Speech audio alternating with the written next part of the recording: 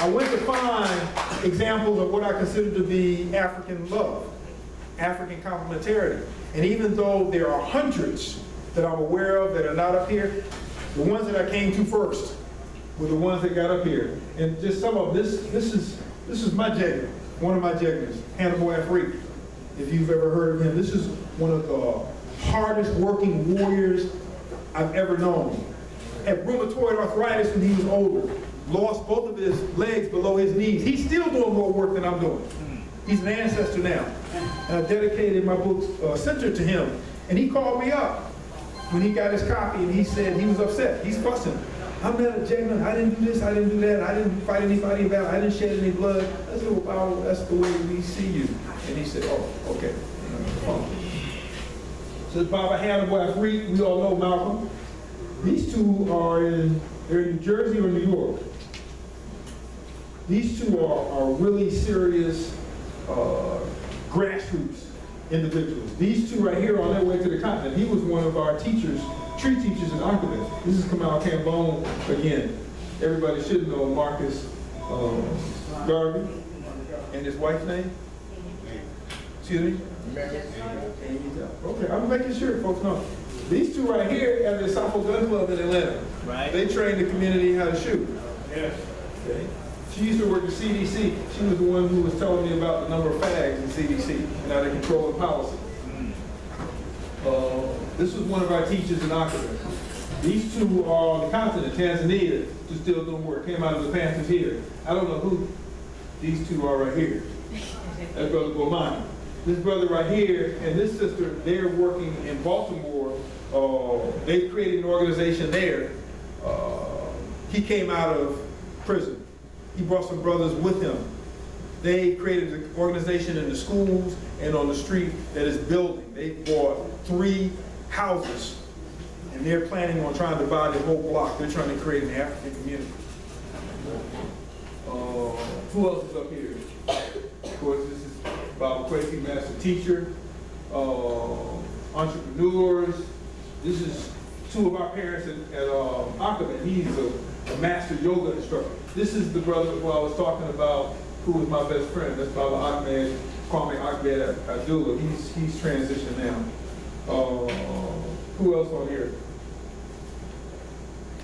Everybody should know who that is right there. Mugabe, yes, warrior.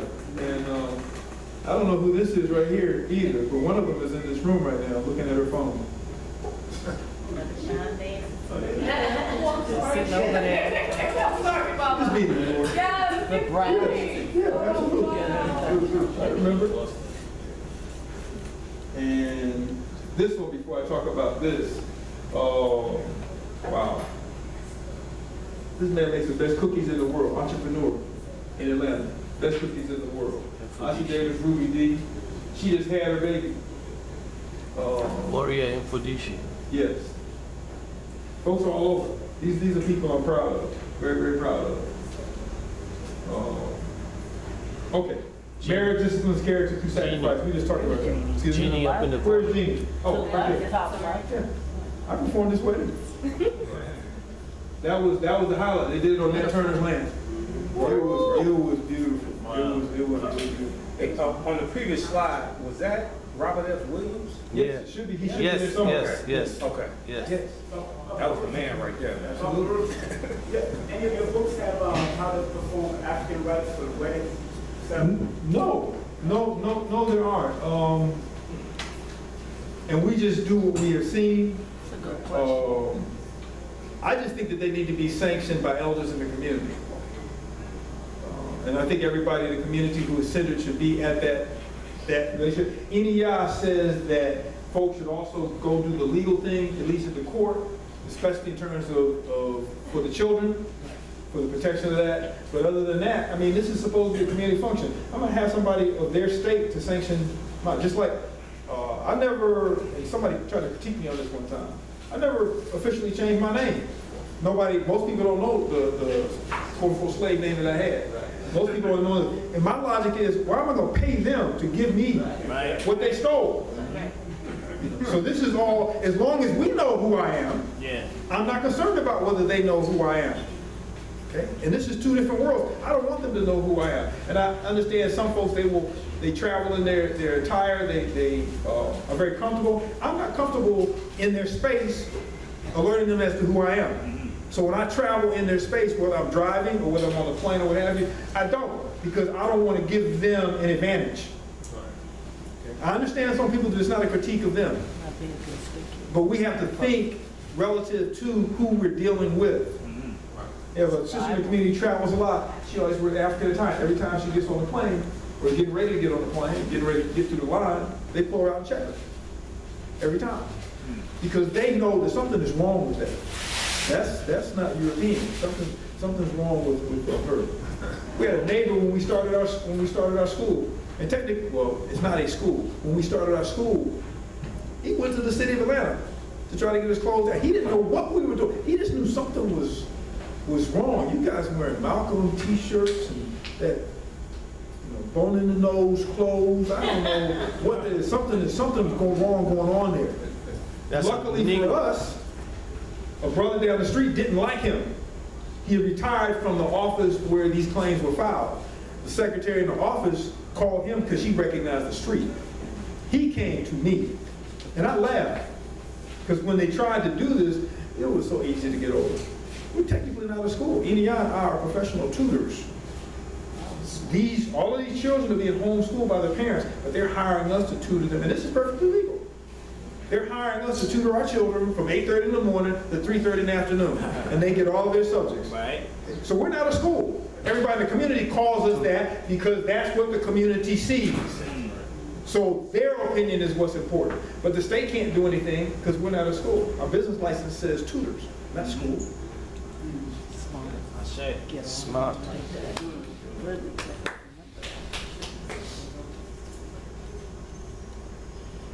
Now, we just talked about this, but I really like these two sayings. Oh, more people. This is like one of my most favorite pictures. I wish I could have blown this up. Of a couple. You know, you have favorite pictures of people out of position. This is one of my favorite. Because it's like, he's got his hand on her hip. That's black folk. Sitting on the couch, leaning on the couch, he's got his hand on his hip, she's snuggled up to him. That's black folk. Okay, that's us. These are two of the elders in Philadelphia, Pennsylvania, Philadelphia area. Who else on here real quick? These two have been together since pre-K. Wow. And they're at least 29, 30. They've been together since pre-K. His pre-K, and that's what they met, and they've been together ever since. They do a martial arts training thing in the community, and everybody should remember this. If you haven't, you need to go see Do the Right Thing. That was a beautiful scene. And, movie in the United States, and of course everybody knows that they're married, but they such a beautiful couple together. This is one of our most powerful young warriors. He's on the continent now. He taught at Akabet for 3 years. Very strong. No love for you, Ruben. Right. Oh, I didn't read the. Adversity reveals character. That's on my wall in my office. Oh, yeah. Simple. We're not complicated people. And this, a young warrior said one time, I was talking about something, and he came afterwards, he handed me this piece of paper and said, the only way you can know if you have unconditional love is if conditions come to test it. We are people of proof. We want proof. You don't make claims in our traditions without proof. If you are a warrior, then that's because you've proven yourself as a warrior. You didn't turn 60, 70, 80 years of age and start talking about, I'm an elder. The community dictated that. And that was based upon the evidence. If you didn't act like a mother, you weren't called a mama. If you didn't act like a father, you weren't called a baba. Okay? What you were called was based upon the evidence of you being there. If you did not act like a son, you were not called a son. So we are people of proof. So whatever you went through in the African tradition, whatever you were, whatever you were called, whatever you claimed, it was because you worked at it. You struggled to develop yourself into whatever it was that was. This is our tradition. We don't run from work. We don't have an issue with work. We embrace work because we know the outcome of work is a better me. As Hannibal Afrique said, the reward for work is more work. As it should be, because you're better qualified for it. The older you get, the better skilled you are, the better qualified you are for this work. For years, warriors have asked me about romance. Because they know where the word came from. Rome, antics. And we have to control our language. We have to, what I call reconceptualizing. We have to take words that are non-existent, or words in our tradition, or words in this bastard language, and give them African warrior-directed visionary definitions. We have to make them work for us. We have to have a language that we control, that works for us. And I asked one of the brothers whose picture is on one of those, he is a resident tree scholar. So I asked him for a word that fit what they call romance. And Europeans want to play this game. Whenever we want to reconceptualize something, they want to say that it didn't exist in our traditions.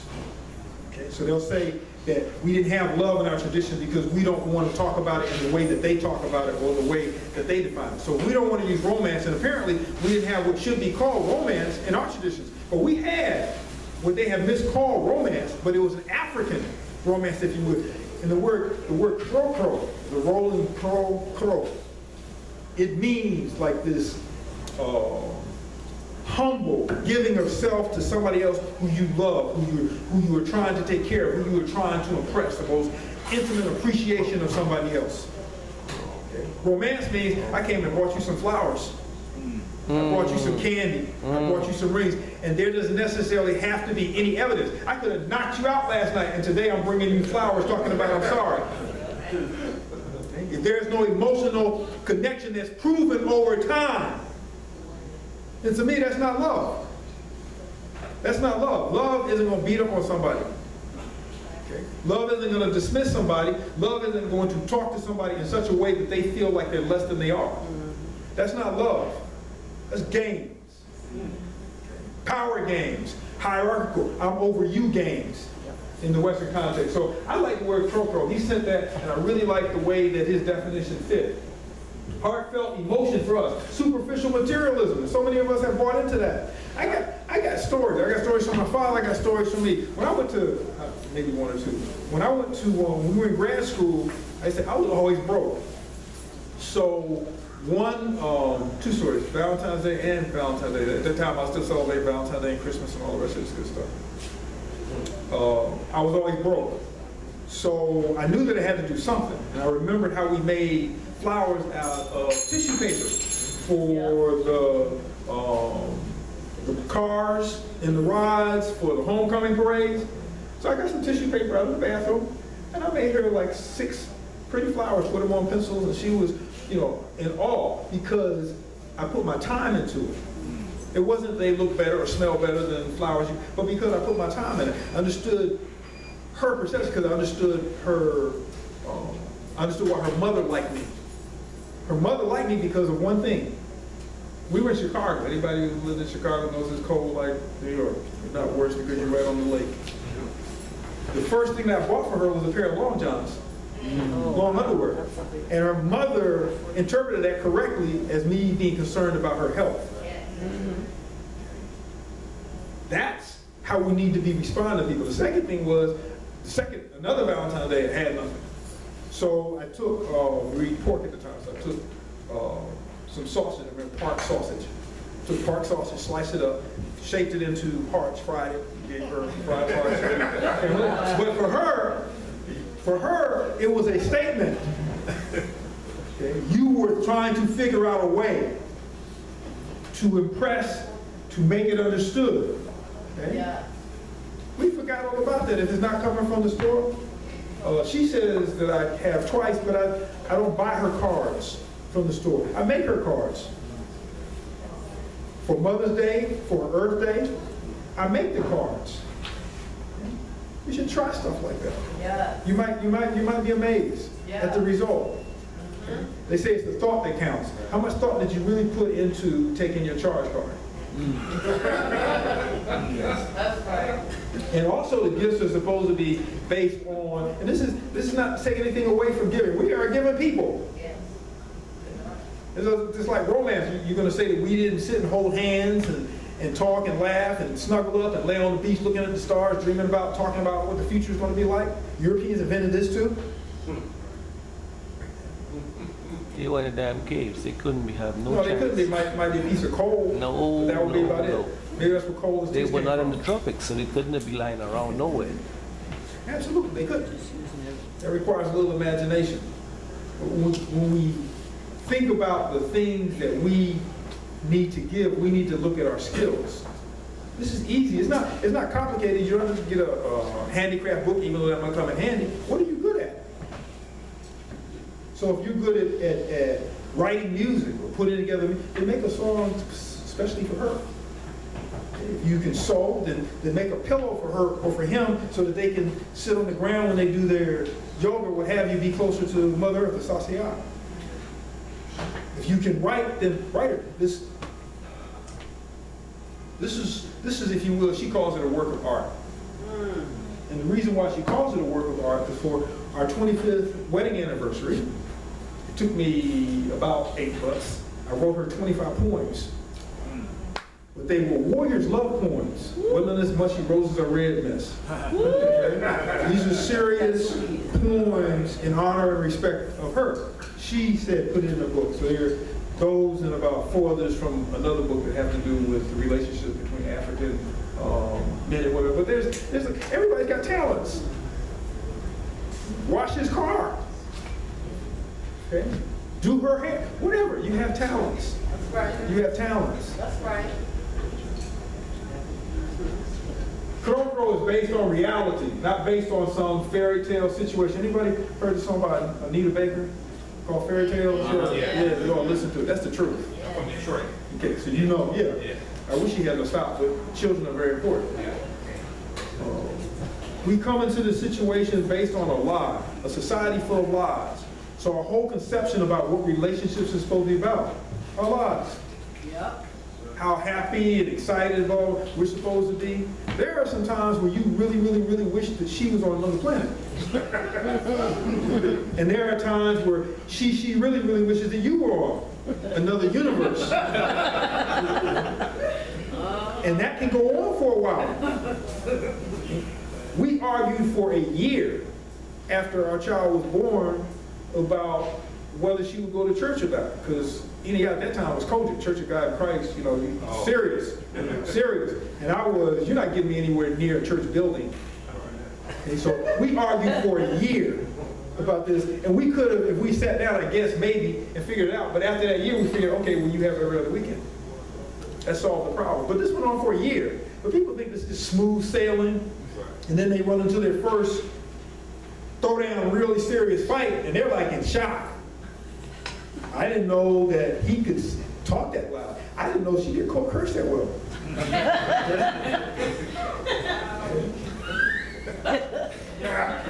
And there are times where it will get really, really bad. Really, really bad.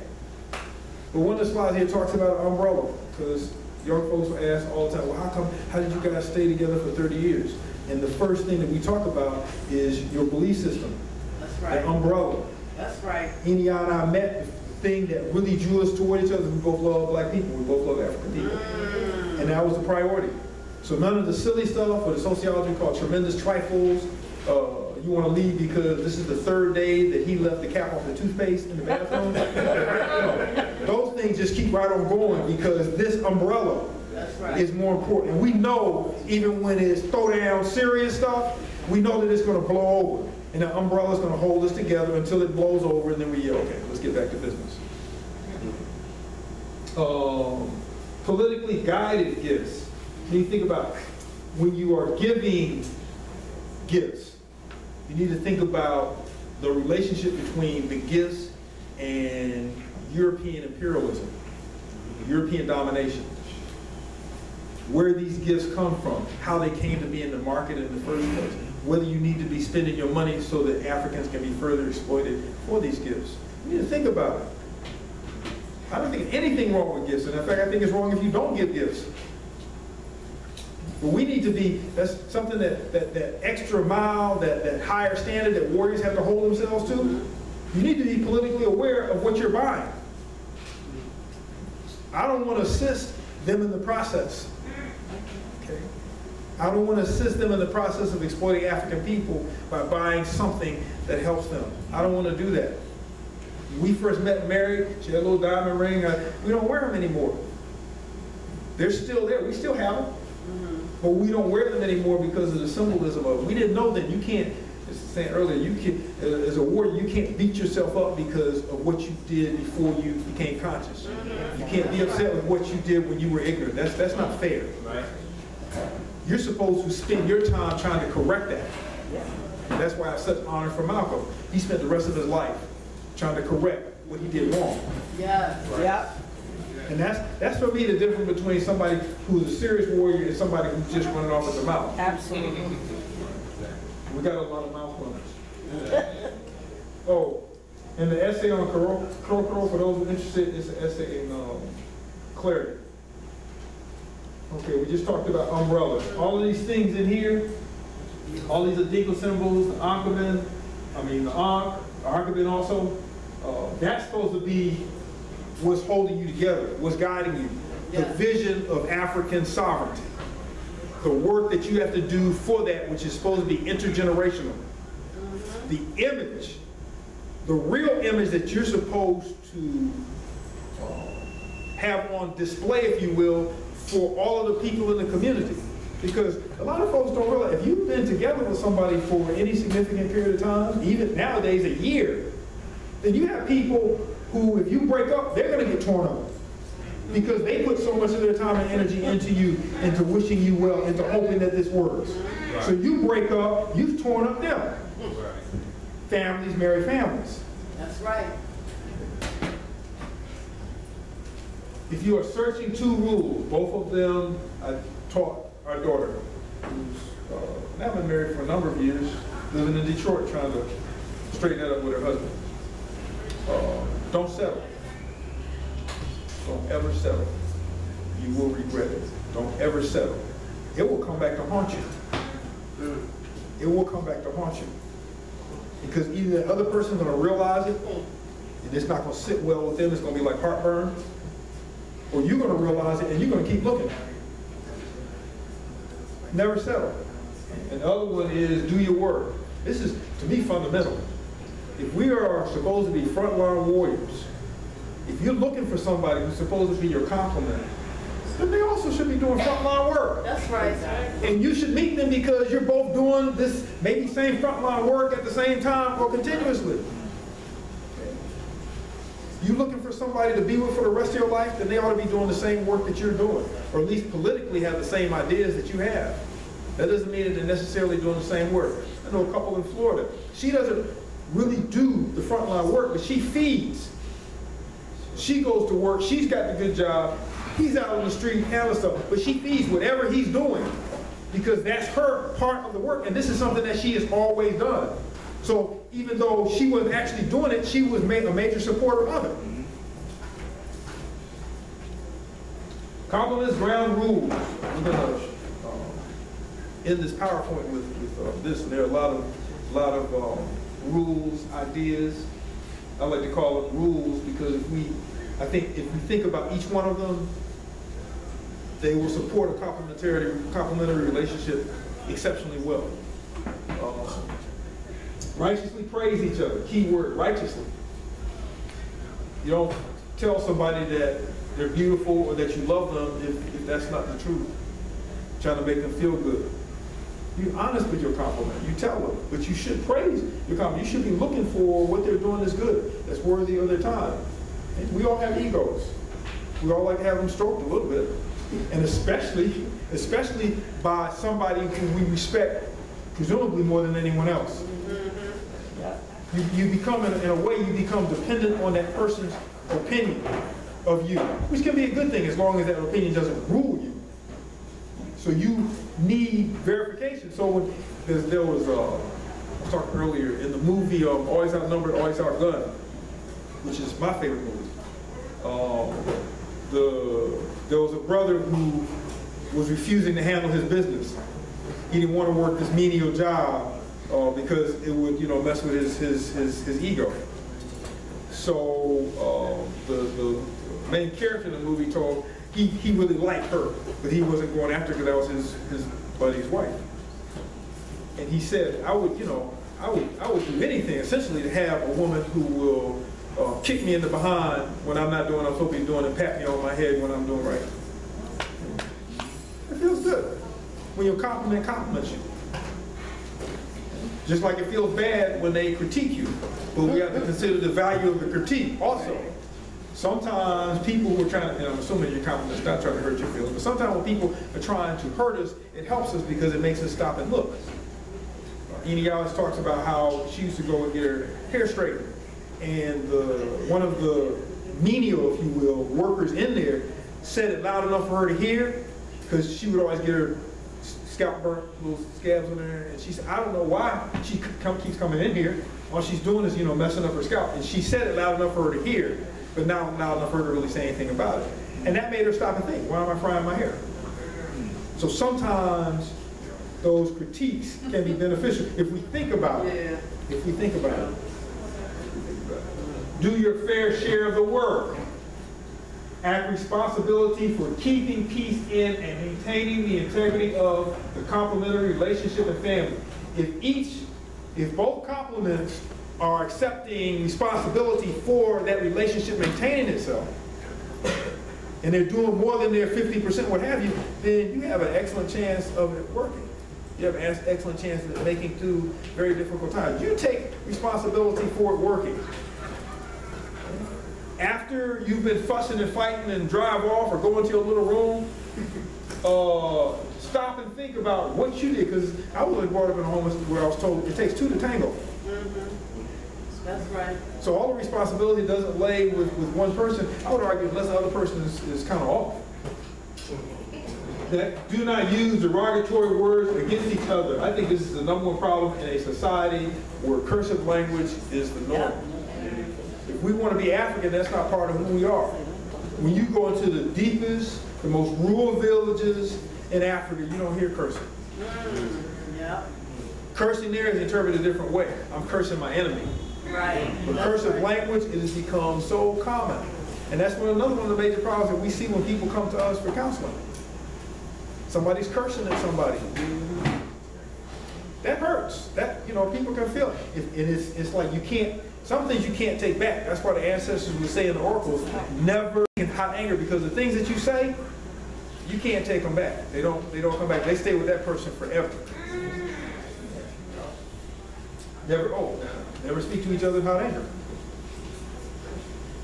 Defend each other.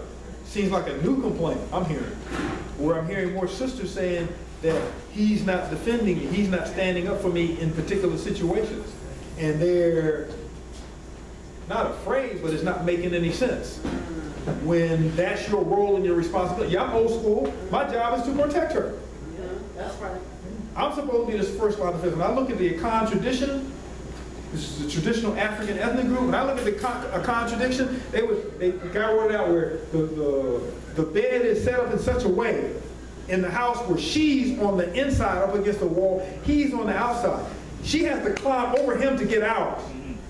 So if you're breaking into that house, you're going to meet him first, no matter what. And then it clicked for me. My father always slept closest to the door. And then it clicked for me. I'd always sleep next to the door, and it didn't register why. It's just automatic, and it wasn't because that side was more comfortable for her. It was just automatic. I didn't think, okay, they're coming this way. I'm supposed to meet them. I'm not supposed to wake up, hear something at 4 o'clock in the morning and say, honey, could you go and check? See what's going on? I'm supposed to go and check to see what's going on. I'm supposed to be the first line of defense, wife and children. I can imagine what my father would have done if some grown man had touched me. The only thing he would have wanted to know was what was his name. He'd have found out the rest of the information, and he'd have gone, handled it, come back home, sat on the porch, told the wife, go ahead and call the cops, and waited for the cops to come and pick him up. Because the consequences of that were irrelevant. This is his child. This is his child.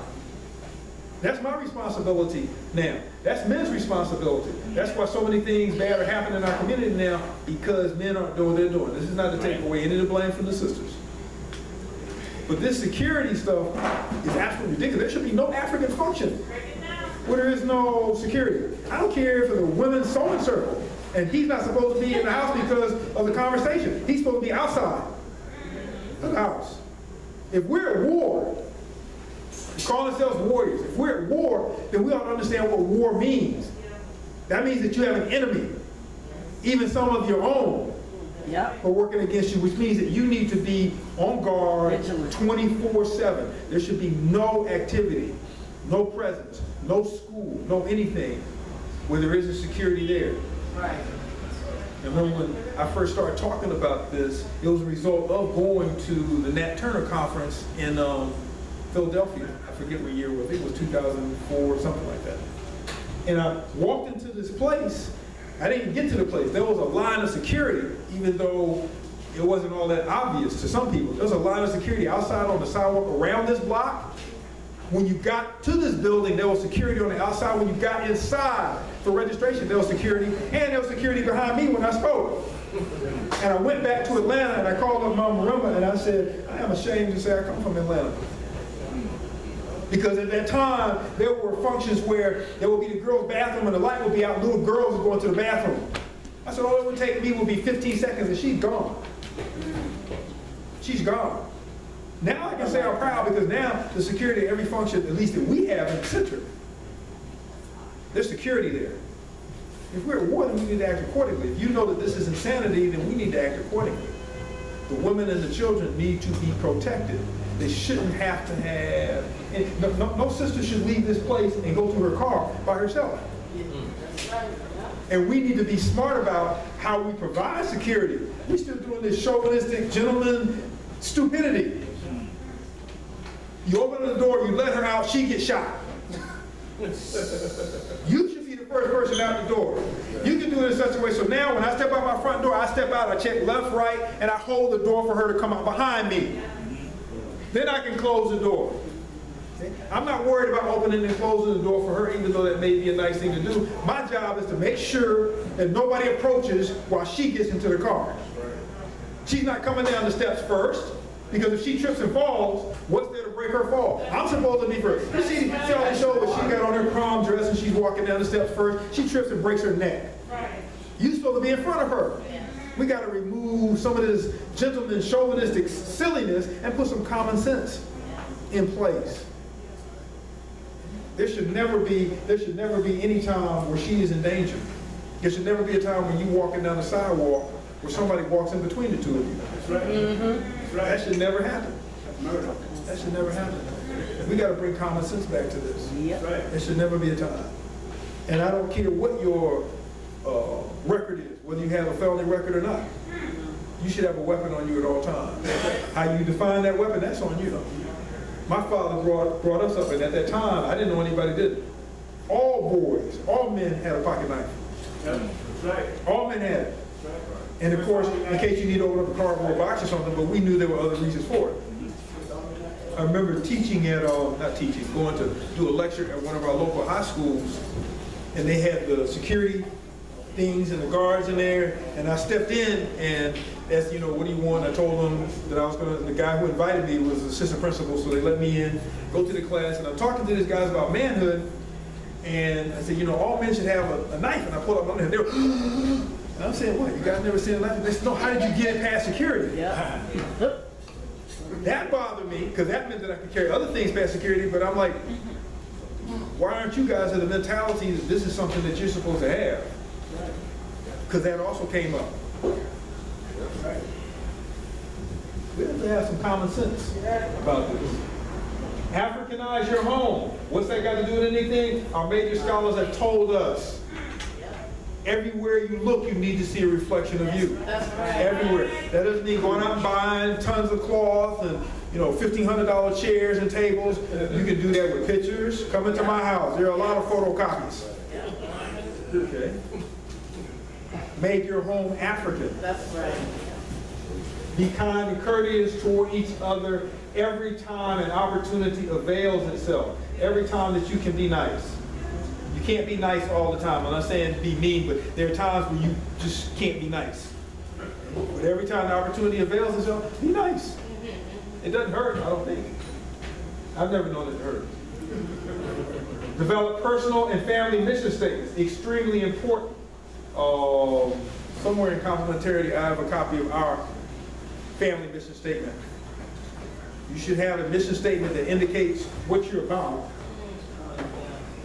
And in a conspicuous place, nice little cheap frame on the wall someplace, but where you can read it every day, once a week, once a month, quarterly, even reading it together is an excellent idea.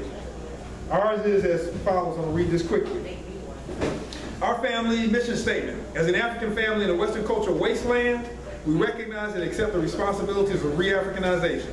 The creator spirit, the ancestors and elders have called us to find our path toward the African way. In fulfilling this mission, we pledge to pursue the following necessary African absolutes. 1, we will remove all contradictions between what we think and speak as Africans and do what we say as Africans. 2, we will unconditionally love and support each other. 3, we will every day and in all ways elevate and emphasize the spiritual and intellectual over the material. 4, we will rear our children in the African way without compromise. 5, we will work toward cultural and social, including economic, educational, and military independence. 6, we will master the skills required for self-sufficiency. 7, we will work to mentally and physically liberate African people. 8, we will acknowledge our ancestors and live by their wisdom. 9, we will protect all African children, remembering it takes a whole African village to rear our children. And remember that saying, we need to adjust that saying, because you'll say it takes a village to raise a child. It takes a whole village of whole Africans to raise a whole child. So you got a village of idiots and they're raising this child. No, it takes a village of whole people to raise that child. That's right. We will embrace our heritage by reclaiming an African name, language, and spiritual system. And 11, as warrior scholars, we will never forget who our enemies are, regardless of color. So that's a statement. I may come across it once a month, to read it once a month, but it's a reaffirmation of what we're supposed to be about. And it can change over time. Some of the requirements can change. It can get longer, it can get shorter. Each of your children should have one, a much simpler one. And as individuals, you should have one that you read. If we do the affirmations for everybody else, we need to do affirmations for ourselves as a personal pledge. Never use physical violence against each other. Sisters, stop play hitting him. That can get real ugly real quick. I've seen it get real ugly real quick. Because we often think that when you hit him, that it doesn't hurt because he's a guy, blah, blah, blah. No, sometimes it hurts. Okay? And that might draw an instant, non-thinking reaction. And then it's on. Okay? People have like triggers. For me, a trigger is spit.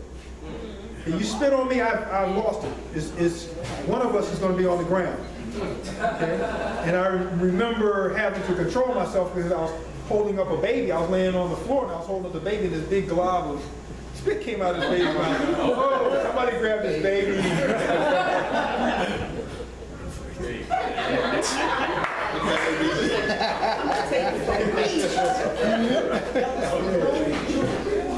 Do not use drugs. I don't think I need to explain that. Not only financially, but what it can do in terms of this. I don't need to explain that. Never make unilateral decisions whose outcome affects both of you. I did that one time. I bought a CD when I was in Chicago, and I put my name on it, and not her name on it. And it was ours. And I assumed, I'm gonna be here, it's only, a few years. Oh, no, she went ballistic. And never, ever again. Don't do that. Don't do that. Sincerely apologize for wrongs committed, no matter how small or insignificant they may appear to you. Do not apologize for something that you didn't do. It will come back to haunt you. And take the time, I guess personally for me, I'll say, take the time to think about why it's wrong, why what you did is wrong before you apologize. Seriously think about it. So you don't do it again. 95% of the time, and I'm not going to say this applies to everybody, but 95% of the time where I need to apologize, it's my fault. I'm just too angry at the time to accept it as my fault. And then I got to go back on hands and knees. You know what I'm saying? I'm sorry.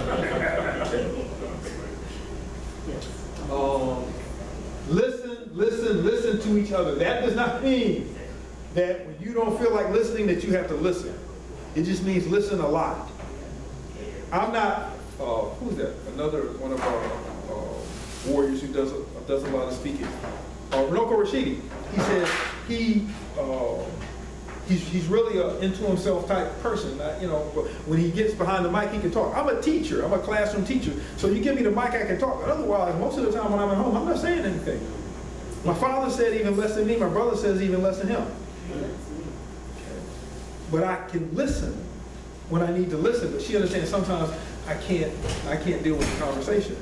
Okay? But as much as you can listen, listen. And for folks who like to talk, you need to bear in mind the other person's threshold for conversation. Yeah. That's fair. Yeah. That's fair. Yeah. There's a threshold. Yep. I never used that word for the threshold. But there's a threshold. Yep. Man want to sleep, or you talking in the man head all night. For me, the threshold is in it, and I guess it's like you have to give each other signals. In 30 years, she's learned me. When I start to move away, then that's like the end of the conversation. But she knows it's not because I don't want to listen to her. I just had enough at that moment, and she'll continue the conversation later. Understand, here it is. Understand that there are real differences between the way men and women think. And do not take these differences personally. She was reading this book, which I refuse to read, Men Are From Mars, Women Are From Venus. And she said that the guy, ignore the author, he's been divorced all the time, and a white guy. She said, and the things that suggestions that he gives are like white boyish. So she said, I understand you don't read, but that's her part of the division of labor. Her expertise is she does a lot of reading of magazines, and she watches the TV news stuff, but she knows how to select those things out of there that are of interest to me, that I need, and she'll bring me those. So I don't have to deal with that, but I'm still getting the information. And she said out of this book, and she said it rang, she said she thought it was me. All those years she thought it was me. But she said, no, that's men. And when she looked around, she said, you don't want to have a long discussion when there's a problem. You want to solve the problem. You're giving me a problem. I need to solve this problem. I don't want to hear about how it happened and how she felt and what was going on over there and what color clothes he. I want to know who did what so I can solve the problem. Then we can talk about the color of the clothes and how she felt about whatever it was. Women are very different. They want to talk about it and then do something about it when they have ironed out all of the possible things that can go right or wrong. In that sense, you can say men are kind of stupid. We just want to go and solve the problems, and then I'll come back and deal with whatever was the issue later. But men and women are very different, and that fits the needs of manhood and womanhood, if you will. I don't want to have a conversation with somebody's breaking into my house. I don't want to talk to you about whether it sounds like it's on this side of the house or that side of the house, or if it sounds like it's more than 2 feet. I don't want to have a conversation. I want, be quiet, let me go. And then when I come back, after I've done what I need to do, then we can talk about how we can cover this up.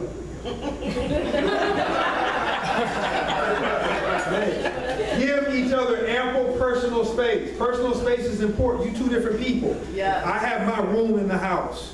Yes. That's my room.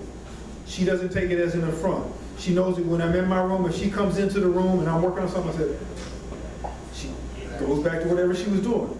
I know that when her door is closed, leave it alone. She's in her room. She needs time to think to herself. I need time to think to myself. We are individuals. So unless she's saying I'm moving to California because I need some more personal space, that's a whole different animal. But if you're talking about in the same house, and you need your personal space, you need breathing room. Yeah. There's nothing wrong with that. Yeah. Have somebody up. Yeah, there was a Twilight Zone where this guy wanted this. I can't say beautiful white woman, that's an oxymoron.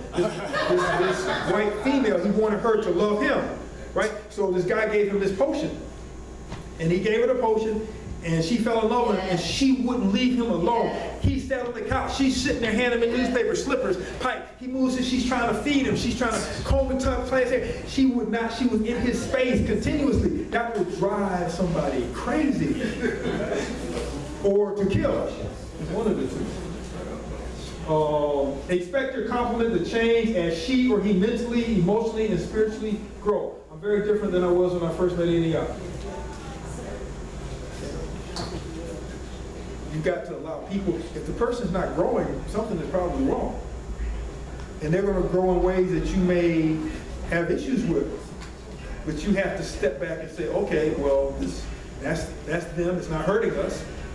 It's not doing any damage, whatsoever. And this is important, particularly when a major change occurs. Like when your children leave home and it's just you two again. Okay?